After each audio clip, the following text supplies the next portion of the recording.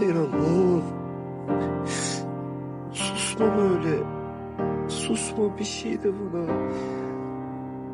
Ben seni Bir daha karşıma çıkarsam seni pişman ederim.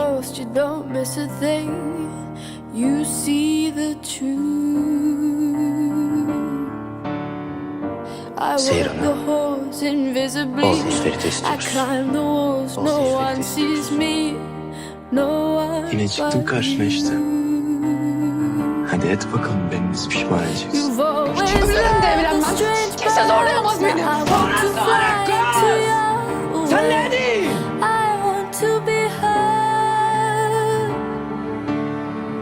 My wounded wings still beating.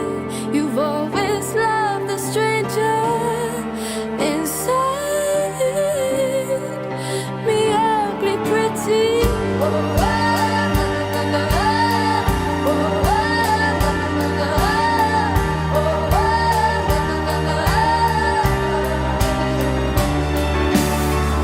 Kıyafetlerin orada. Kapı aşağıda. Hadi git.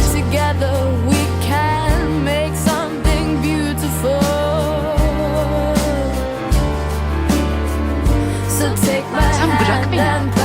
Bir kadının çocuğunun babası olmayı hak ediyorsun. Pelin hariç. Seyran!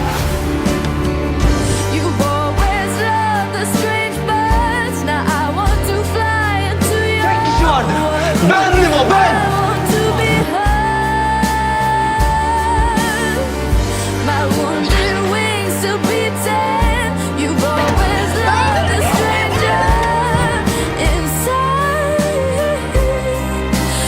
Evlen benimle. Evet.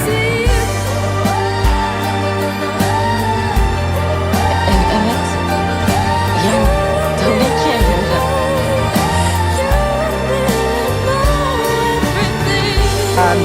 Şimdi de tanık İhsanlı'ya karalık edeceğin bilsin.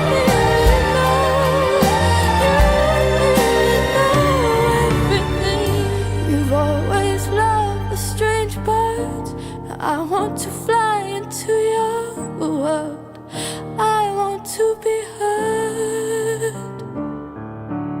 Evet, My wounded wings still beating. istiyorum. You've always loved the stranger inside.